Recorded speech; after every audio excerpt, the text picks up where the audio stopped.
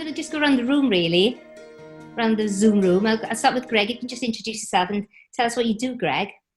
So I'm Gregg Palmer. I'm a musical director, composer, working in theatre and other areas as well. So I make and apply music to theatre shows of all kinds. That's what I do. And how long have you been working in the industry, Gregg? So I've been working for about 33 years. Okay. Mr. Phyl Harris. Hello. Yes, I'm Phyl Harris. Actor, musician, director, writer. I could add a few things on, but I won't. I think I've been in the business now about 40 years, actually. It was a long time, and during that time, I've reinvented myself many, many times. And I think for me, during this terrible period is reinvention. Keep reinventing to see what is out there, basically. And that's what's been keeping me busy and sane. Diolch, Phyl. Yogs? My name's Ioan Hefin, and normally I just say that I'm an actor and that should cover it. But like everybody else, there's been other jobs involved within that over the years. I've been in the industry just a little bit, perhaps longer than Gregg, or probably not, 33, 34 years. 1986 was the sort of debut in Edinburgh Fringe as far as a professional equity contract. And having done some work in education in FE and HE during the time, but managed, probably my biggest achievement is the fact that I can declare that I've had to submit my accounts every single year in the 34 years. Excellent. It doesn't matter what the size of the account, but there's been something as far as earnings in each of the 34 years, and that's it. Diolch, Yogs. And Maggie? I'm Maggie Rawlinson, and I'm a choreographer and movement director. And shockingly, yes, 40 years. 40 years I've been working since,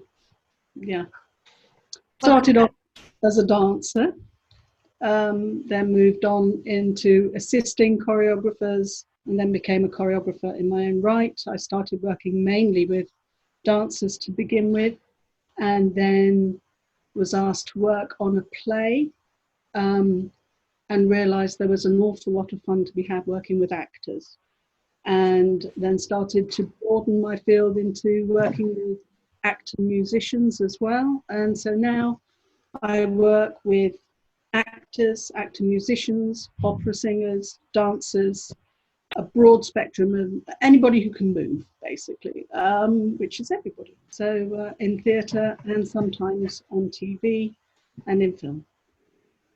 Excellent. Well, congratulations, everybody. That's quite a task, I suppose. So just to talk a little bit about where you started, in theatre. I'm going to talk primarily about theatre, but can you remember that first thing of going, I think I could enjoy this job? Can you remember that moment? Yeah, definitely. If I go first, my background is slightly different in the sense that I didn't train anything as far as acting or drama. And everybody who knows me and who's worked with me will say, yeah, that shows. And probably within that sense, I studied music. And there's a number of reasons for that. Not that I was any good in music, but I enjoyed my time in university. But they were very different times in the 80s. Simply put, there weren't any opportunities for me as a young person to do any drama or acting in any of my schools. It was nothing that I was exposed to. So I went to study music, and then I did a production where somebody said, do you realise, because the band had some improvised opportunities with the cast, you're acting more than you're playing the dots. So I was lucky enough to go and work with Arad Goch, or Cwmni Cyfri Tri as it was then, with Jeremy in Aberystwyth. I had a grant. I went to university on a full grant. And then I had a grant to set up a business, a manpower services commission, and it took me 6 months to persuade them that acting was a business. But I did, and you can, and I think that's the environment that's very different today. You know, we are very much a credible part of that self-employment industry now, and we don't have any of those question marks anymore. But they gave me 40 quid a week to study or to set up my business as an actor for a year. And then I went back to Jeremy and did some work with him and got my equity contract and moved from there. But it was definitely theatre. That was the key. There was nothing else on the horizon. Nothing else was a part of that consideration, not voiceover or TV work or film work or corporate work or role play work, nothing. Theatre. And that was the only way in. And that's not just as a way in, that's the wrong terminology. That was it. That was the thing, you know, and I was lucky to have that break initially. For me, I was very lucky, in school to be able to do drama in and out of school. The West Glamorgan Youth Theatre and the National Youth Theatre of Wales. Very, very fortunate to be a part of those institutions. And I lwyd yr Urdd in Pontardawe. Gareth and Eugenia Hopkins, very instrumental in getting me interested in drama by performing in the Urdd Eisteddfod in Noson Lawen and folk dancing, singing, all kinds of things that I never thought at the time I would use further down the line in my career. But thankfully, as Maggie will attest, I've been able to do some dancing and some singing and also playing instruments as well. When I was a kid in school, that was my interest, was acting and music. And I've been very fortunate to be able to hold on to those ideals and pursue them to my ends as far as today. And my first proper acting job with money involved was a summer season in Theatr Ardudwy Harlech, where we played, we performed Alfie and Equus in rep. It was God. Yes, it was. Not at the same time. Not at the same time. Not at the same time. Oh my goodness! But it was Alfie great. Alfie on a horseback. Alfie on horseback. It was fantastic. I don't want to do that now. It was fantastic. We had a great time. And of course, the summer season up in Harlech, such a beautiful place. And, I knew then that there was nothing else I wanted to do. Although I did train as a teacher, I didn't want to teach. I wanted to be an actor, and I've been very lucky. Well, I wanted to dance from a very early age, and my mum and dad allowed me to audition for a vocational school, which was a boarding school as well. So from the age of 10, I went off to what was then called the Arts Educational School. It's now called Tring Park, and trained from the age of 10 to 18. And so when I came out of that, there was no way I was going to move back home to where my mum and dad lived. I moved straight to London because that's where the work was. And in fact, I got my first equity job before I finished the term at Tring and had to leave school early in order to fulfill my first summer season. And then, I worked. My first pantomime was at the New Theatre in Cardiff. Yay! Johnny Tudor and Alwyn Rees. And from there, I worked quite a lot. I did things like Top of the Pops and videos and fashion shows, and as well as theatre work, as well as pantomimes and musicals. So that's how I started. But there was no doubt that I wasn't going to go into it. I was definitely going to be a dancer. Choreography was something that also featured very early on for me. From when I was still training at school, I was choreographing. From about the age of 12. So it didn't occur to me not to choreograph either. So. And Greg, it's a little bit windy road for you, isn't it? Yeah, I mean, when I left school, I went off to. I was a trainee journalist when I left school, so I was a reporter for 6 years on local newspapers and stuff like that. But whilst I was doing that, I was playing in bands. I was in a punk new wave band in 77, 78, just before I left school. I played in function bands. I was an accompanist for a choir. I played accordion in folk bands. So I did loads of different things, and that the whole kind of musical thing was going on all the time I was at work. And I think whilst I was doing that job, whilst it was a great job, I always knew that actually what I wanted to be was a musician. So I after 6 years, I went away to college, did a 3-year degree, and came out and thought I was going to be a sort of gigging muso. Wanted to be a jazz player really, but I sort of quickly realised that it was only about 5 people in the whole of the UK who made money as a jazz player.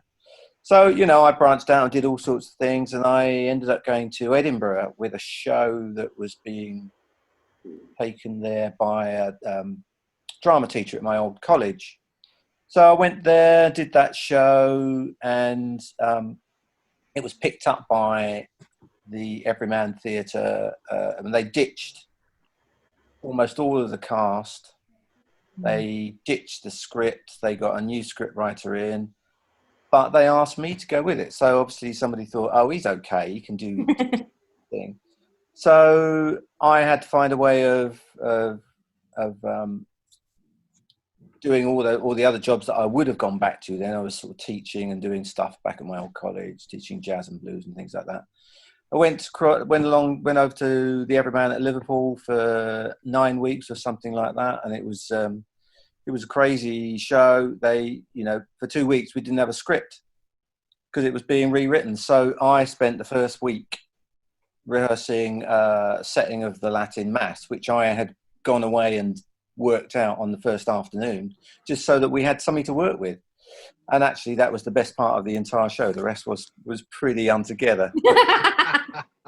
And then somebody else came in and saw that show, saw what I'd done, and then he asked me to go to the New Vic at Stoke. So that whole kind of word of mouth thing was happening, and I kind of quickly realized that actually I was loving doing what I was doing, and other people thought I was doing a decent job. So I thought, okay, I'm going to follow this path, and here I am, 33 years down the line, and it's been a great ride. And how do you feel now, looking at what's happening, with the pandemic and everything? How are you adjusting to that? Well, I mean, I guess I realised pretty quickly this was going to take quite a long time to sort out, and I think it's getting longer and longer. So I've just got stuck in and been honing my skills, really. So I've been in the studio pretty much every weekday, and I sort of set myself a goal that I wanted to do a complete piece of music at the end of each week. So I've got about 13 or 14 complete pieces now, and it's been great because under normal circumstances I wouldn't do that. I probably wouldn't go out into my little studio unless I was being paid to produce something for somebody else. I just don't normally have the motivation to go out there and do my own stuff. Also because there's a million other things to do at home, and it's easy to get sidetracked. So that's been great. I've been practicing piano, just doing everything I can to keep on top of my skill set and widen it, really. I mean, I don't know how things are going to unfold. Nobody does, but I'm just going to do the very best that I can to make sure that I'm ready to take advantage of what is there when we come out the other side. That's great, that is. Yeah. That's great. Phyl? Yeah, well, I a bit like Gregg. Isn't it? Yeah. Eh? Similar, really. You've been busy. Very similar, yes. I think it's an interesting point when you talk about skill set, because obviously each one of us, we have different skills, And yes, I would love to add to that base. But, you know, maybe I'm trying to add other skills and neglect the ones that I should be polishing, maybe. You know, that's an interesting thing. I hadn't seen it like that, but I will reflect on that now, because I've been trying to polish up my technical skills, which is, wow, it's a mammoth task. You know, starting with a computer, you know, if your computer doesn't help, then you might as well chuck it out of the window. But you know, you add the microphones to it, the cameras, green screen, whatever, all these technical skills that I was previously having difficulty understanding. I'm now beginning to understand when people are talking about things. And I think, oh yeah, okay, I'll try that.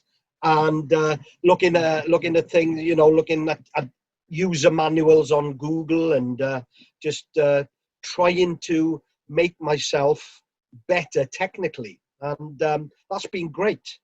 One thing I've been telling myself every day, I tell my wife Mags, because she plays the harp, we must play something today, on the flute, on the harp, on the saxophone, whatever. And we haven't done that yet. And, you know, what are we, 13, 14 weeks down the line? So, yes, I've been honing other skills, but I should be also remembering those things that I've learned over the years and trying to make them better as well. And it, back to the old thing, you know, that even now we've got time on our hands, we still haven't got time to do everything we want. Yeah. When I was trying to do some things this morning, you know, phone goes, hello, what are you doing today? I'm trying to do something. I can't sync my audio to my video. Let me be, you know. It's crazy, isn't it? Now with all this time, we still don't have enough time to do everything we want. But certainly it has been a big learning curve technically for me. Yeah. Yogi? Well, it's interesting when you have the actors sandwiched between the people who have to work on their craft, like a musician and a dancer. Because actors for a long time have been guilty of this thing called, you know, resting and saying you're in between jobs. A dancer can't do that. The musician can't do that. You've got to keep practicing. And I think as actors, sometimes we're a bit guilty in that sense of, yeah, what can I do? Well, those days are gone. We've got to find something that we are working and improving. That's a very clear thing in my head, but I'm also very, very clear of the fact that actors especially, or performers generally, can also get caught up in that bubble of that world. And I think, if anything, this is a great opportunity to realize that life isn't just about that single element. There are other things there that will feed in, and that's part of what we need to do as our preparation. Without going too much into the health and well-being side of it, but if we are engaged and if we are active and if we are curious and if we are fit, we will be a part of that industry when it comes. Whereas if we've managed to lose any of those components as humans, not just as actors or performers or craftspeople with any sort of aspect of what we've got, it won't be worth much. So if ever there's been a time to realize that life, in that context of however important and however big this conversation is, we are not alone this time. This isn't an attack on the entertainment industry. This isn't an attack on the performance industry. There are so many people who will be suffering bigger things than we are as an industry. And collectively, we have to realize that. And then appreciate the single things that we have individually. And if we've got that, I think we've got a very special opportunity in Wales as well, because of the way the industry works here, which all the talk that I've heard about as far as the theatre industry is West End or commercial theatres, 1,000-seater auditoriums. That's not really our speciality in Wales, is it? You know, we are very good at playing to audiences of 30. What, you've got 30 in the audience? Yeah. So we can take our expertise and we can work on that and we can build the industry from where it's supposed to be. I mean, anything that happens in a big 1,000-seater auditorium starts in the regionals or starts with a small seed of an idea. We had a small seed of an idea. Just to sort of contradict that a little bit as well, I've heard lots of talk about actors and creatives thinking, I've got to find a way of performing and things, and we've adapted very quickly to technology and being online. I haven't heard much conversation about the audience need. No. And a little bit at the beginning, I was feeling a little bit, well, are we just doing this for ourselves? Is it just a cathartic sort of exercise? But do you know what? Even if it is, it doesn't matter, because that creative muscle is a muscle and it has to be worked. You know, we have to make sure that that is primed and ready. So some of these ideas may become something else. They may become the germ of something or the seed of something that is absolutely the fundamental part of our work for the next 5 years. And we'll never not realize if that's the case, if we're not doing anything. You know, it's only by doing something that we'll have that ability to assess those ideas and components that we put together. Diolch, Maggie. That was very eloquent. I've been stretching, keeping myself active in that sense. With salsa in mind and a North production that's hopefully coming back next year, I've been reacquainting myself with the different dance styles that we use then, which has been very useful. And I've been actually it's been very interesting. I've had a couple of mates who asked me to choreograph routines for them, and they're not dancers. They're just friends that wanted to do something in lockdown. And so it's very interesting. Most actors have had some kind of movement training. So to work with people that have no kind of dance background has been great fun and very interesting, and will, I'm sure, help in the future when I do have an actor in front of me who has 2 left feet. Well, That's a reflection of my friends. Are you looking at me there, Maggie? I don't know what. The list is long and endless, isn't it? You are a joy to choreograph, Phyl. Was. And how are you? You know, there's a lot of talk. I've been in loads of meetings where there's been people saying, you know, I don't know whether I can stay in the industry. And that, like I said earlier on, you know, that fills me with dread, really. Not only because I've learnt and grown up with a lot of you. We've done loads of productions together. And my reliance as a director on those key creatives around me is you know, is vital. I'm weirdly optimistic about the future. I'm excited by it because I think it is going to be different. And I think the skills that and the experiences that people have are going to be even more beneficial to solving those problems. You know, if we find ourselves in a park and we need to do something, right, how's this going to work? You know, there is enough experience around me that will go, oh, actually, again, that isn't going to work, but this might. And, you know, have any of you had thoughts of, well, perhaps this is the time for me to say goodbye to theatre? That's really putting you on the spot there. And also, you know, there's a caveat here that, like, if you say that, people are going to go, oh, he's not working anymore. Do you know what I mean? It's like, you know. Well, I'm going to go first because that thought has never and will never enter my head. I came into this business wanting to do nothing else, and I still feel like that. And as I said earlier on, reinvention is the key for me. So within the business, if you can reinvent yourself within the business, then I think that's the key to success. Don't think that you're going to go into the business of show and think, right, I'm going to play Hamlet for the rest of my life. It's not going to happen. You've got to be able to turn your hand to everything. And if you can turn your hand to everything within the business, what a success that is. I've been very, very lucky over the years. I've done a bit of everything within the business, you know, MC work, skin work as they call it, producing, directing, writing, everything you can think of that's helped me to get on in the business. I've done, you know, I've been inside the suitcase in a variety program working with Keith Floyd. Now, no one knew it was me, but but that's not the point. I was there inside the suitcase working with Keith Floyd. It was fantastic, you know. Is it on your So CV? Phil? it's on my CV. It was actually for many years.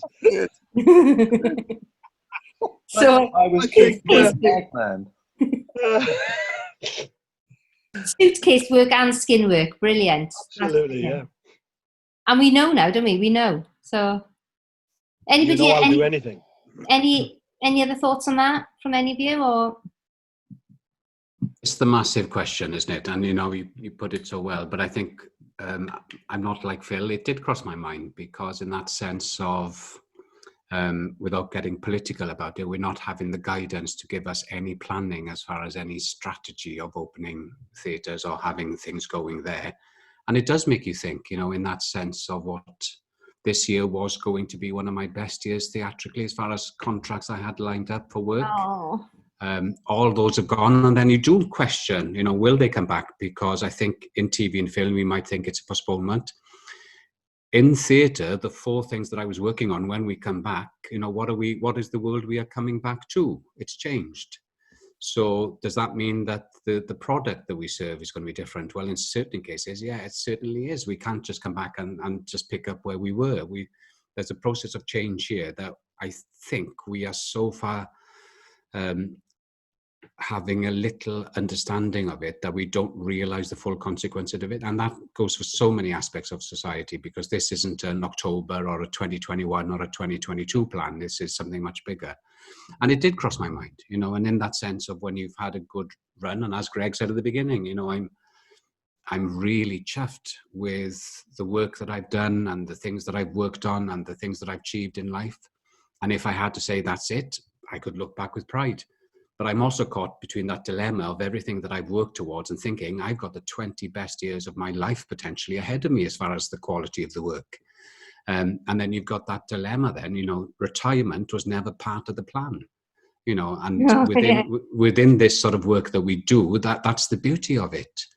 And when you get to the point where you're thinking, well, actually, I could do things now that I could never consider doing 15 years ago, 20 years ago, that gets you excited. And the thought of them suddenly disappearing is something that makes you sit back and think and take stock. But to finish, I think probably, isn't that what we always do? I mean, we are also involved in an industry where you may be on a roll of work doing great things and suddenly it comes to an end. And it's nothing you've done. It's nothing personal. It's just a casting thing or whatever's happening within the productions. We are one of the few practitioners to be well experienced within that, you know. And as Phil was saying, how do you adapt? How do you then suddenly tune in? How do you think it's not something personal? Well, for the first time ever, 100% we can say it's nothing personal. This is happening to everyone. So within that context as well, I think that is the, you know, what we have as our strength of vitriolic character to really say, don't worry, this has happened before and there will be something else at the end of it. Can I just ask really quickly there then, that what would you say is your personality trait that has given you this long career? What do you think you need? Well, I keep referring quite a lot to Andy Nyman's book, The Golden Rule of Acting. And I know you can look at many sort of practitioners and you can have somebody who are in a particular sort of a Meisner or a Stanislavski or a Krotowski state, and they're saying, you know, follow this Bible and you'll get work. Andy Nyman is a working actor and he just keeps repeating a very simple mantra: be happy, you'll work more. And I think it is that if you have things going on in your life that you can control and you don't worry about that and you don't take that into the rehearsal room and you just have this sort of blend of saying as well that, you know, that production is the bigger thing. I'm a part of the production. I am here to serve the production. If I do that well, it'll serve my career, but I'm not here to serve my career as the primary cause. The production is the primary cause. Whatever the writer or the director or the technical team or the design team, that's their vision that you're trying to sort of get.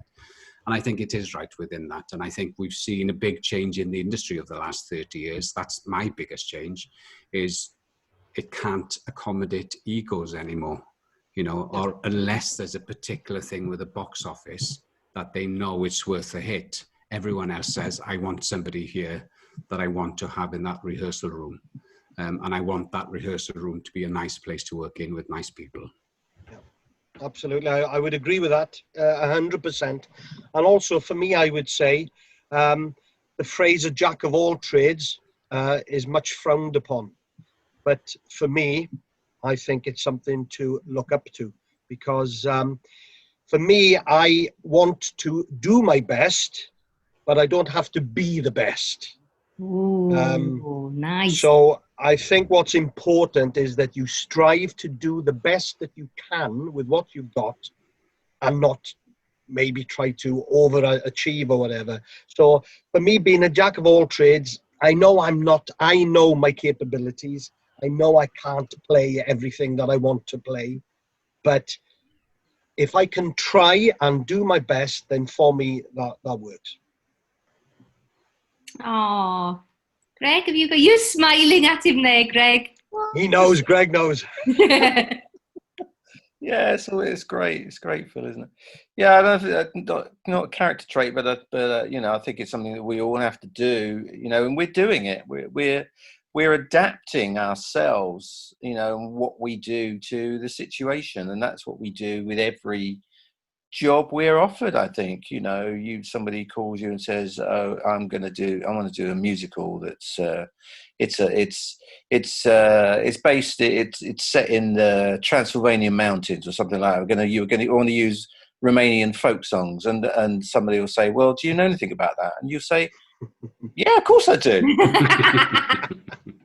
You get off the phone and you go to the library, or used to go to the library, and now you just go on the internet and you do your research and you do your background, and you land yourself the job, and then you go away and arm yourself as best as you can, and you convince everybody that you are an expert. And as long as you stay one step ahead in that rehearsal room, then, and everyone's happy at the end of it, then that's fine. It's adaptability, isn't it? Yeah. I think. So, Greg, are you trying to confess now that you knew nothing about prog rock before? You're going to come clean now.